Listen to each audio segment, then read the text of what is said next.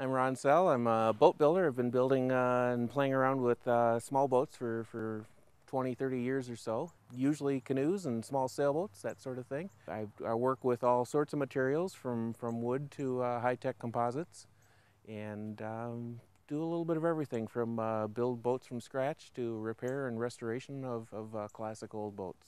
Most of the canoes and things are done out of, we like lightweight woods for that, cedars and spruces.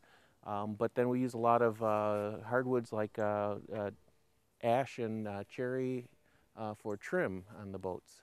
Like on this boat here, the trim work on it is all ash cut from locally cut trees, and um, and well, I had some dead ash trees on the property and just didn't want to turn them all into firewood.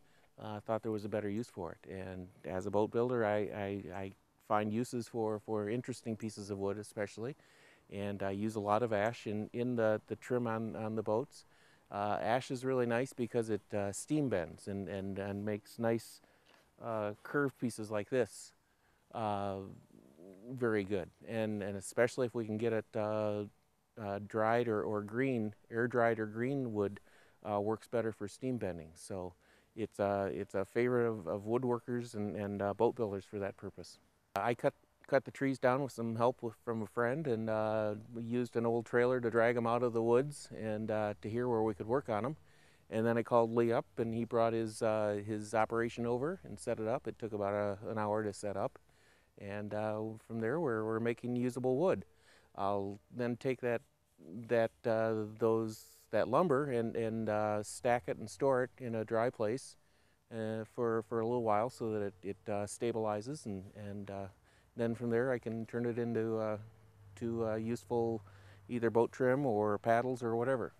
I know I was repairing a canoe for a friend in Canada and needed some cedar ribs, and I just my brother had done the same thing on his property up north, and I just brought back some cedar. So from one of those ribs, I carefully inscribed on it where the wood came from. So now there's a permanent record in that canoe about where that particular piece of wood came from.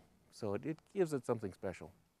That's really cool. The grip on this paddle came from a persimmon tree that was grown on my parents' property, and we cut it down, and I've turned it into special pieces. And yeah, the unique character of the wood and knowing the history of it, I think makes it something unique.